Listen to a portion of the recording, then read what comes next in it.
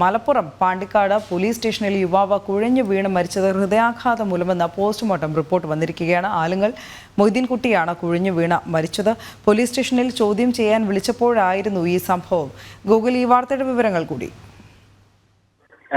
ഈ മൊയ്തീൻകുട്ടി ഏറെക്കാലമായി ഹൃദയ സംബന്ധമായ അസുഖത്തെ തുടർന്ന് ചികിത്സയിലായിരുന്നു എന്നൊരു റിപ്പോർട്ട് കൂടി വരുന്നുണ്ട്.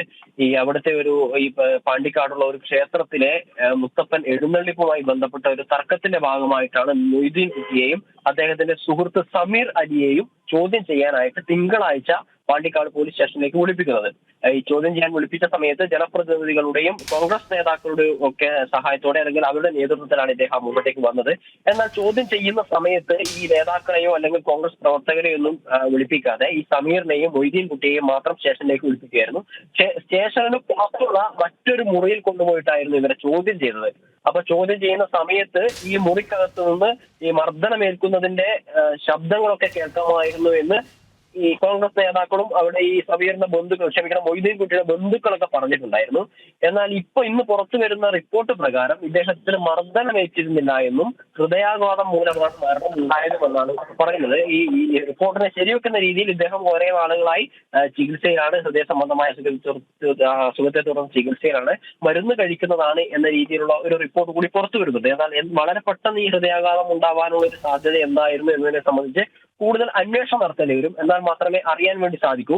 ഈ റിപ്പോർട്ട് പുറത്തു വന്നതിന് ശേഷം മൊയ്തീൻകുട്ടിയുടെ ബന്ധുക്കളുടെ പ്രതികരണങ്ങളൊന്നും ലഭ്യമായിട്ടില്ല. അവർ പറയുന്നത്, ബന്ധുക്കളും ഈ കോൺഗ്രസ് നേതാക്കളും ഒക്കെ പറയുന്നത്, ഈ മൊയ്തീൻകുട്ടിയെ ഈ റൂമിൽ നിന്ന് കൊണ്ടുപോയ സമയത്ത് കൊണ്ടുപോയതിനു ശേഷം മർദ്ദിക്കുന്നതിന്റെ ശബ്ദങ്ങളൊക്കെ കേട്ടിരുന്നു എന്നാണ്. ഈ മുറിയിൽ നിന്ന്, അതായത് സ്റ്റേഷന് പുറത്തുള്ള മറ്റൊരു മുറിയിൽ നിന്നായിരുന്നു ചോദ്യം ചെയ്യാൻ വേണ്ടി കൊണ്ടുപോയത്.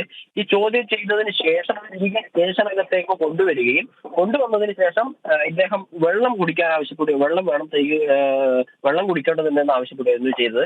ഈ വെള്ളം കുടിക്കുന്ന സമയത്താണ് ഇദ്ദേഹം പെട്ടെന്ന് അബോധാവസ്ഥയിലായി നിലത്ത് വീണു. തുടർന്ന് വളരെ പെട്ടെന്ന് തന്നെ അവിടെയുള്ള ഒരു സ്വകാര്യ ആശുപത്രിയിൽ കൊണ്ടുപോവുകയും ECG എടുത്തു, രക്തപരിശോധനയൊക്കെ നടത്തി വിദഗ്ധ ചികിത്സയ്ക്കായി മറ്റൊരു ആശുപത്രിയിലേക്ക് മാറ്റിയിരുന്നു. അവിടെ നിന്ന് ഡോക്ടർ പരിശോധിച്ച സമയത്ത് ഇദ്ദേഹത്തിന് ബ്ലോക്ക് ഉള്ളതായി കണ്ടെത്തിയിരുന്നു.